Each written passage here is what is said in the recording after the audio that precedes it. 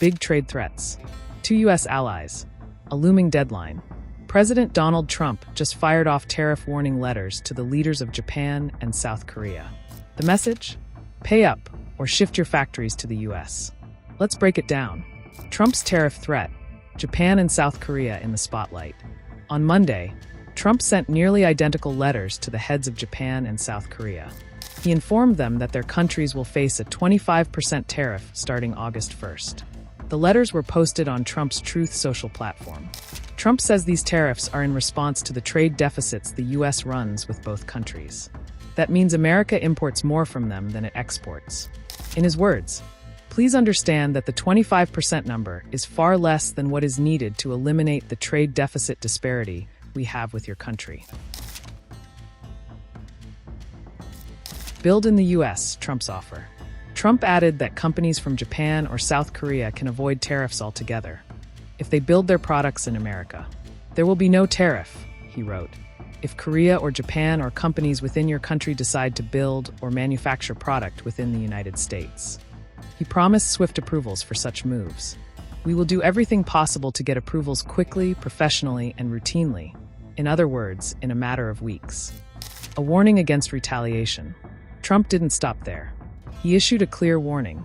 Don't retaliate with tariffs of your own. If for any reason you decide to raise your tariffs, he said, then whatever the number you choose to raise them by will be added onto the 25% that we charge. Trump hinted that more letters are coming, with a key deadline looming. July 9th marks the end of a temporary pause on what he calls reciprocal tariffs. That pause went into effect in April.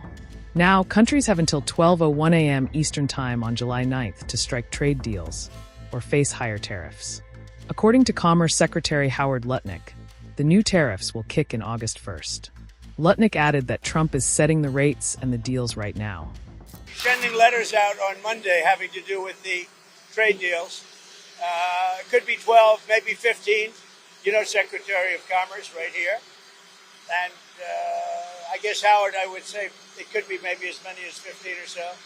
And they'll be going out on Monday, and some will go out on Tuesday and Wednesday, and we've made deals also. So we're going to have a combination of letters, and some deals have been made. They're going to be tariffs. The tariffs are going to be the tariffs. I think we'll have most countries done by July 9th. Yeah. Either a letter or a deal. But they go into effect on August 1st. Tariffs go into effect August 1st, but the president is setting the rates and the deals right now.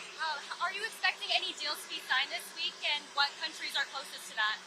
Well, the president is right in the midst of discussing all sorts of deals with all sorts of countries, and the gentleman to my right is going to decide, and I'm going to be with him when he makes that decision. Wall Street didn't take the news well. After Trump's announcement, U.S. stocks dropped. The Dow fell by as much as 530 points, or 1.2%. The S&P 500 slid 0.87%. Back in April, Trump had announced a 10% base tariff on most countries. He also laid out a plan for additional rates going up to 50%. But he delayed the start date for all but the 10% tariff until July 9th. Now, with that deadline fast approaching, Trump's letters to allies are part of a larger push to seal new deals or trigger new tariffs. A clear message from Trump: build in the U.S. or brace for impact. Will Japan and South Korea blink? Or will this escalate into a bigger trade clash? The countdown to July 9th has begun.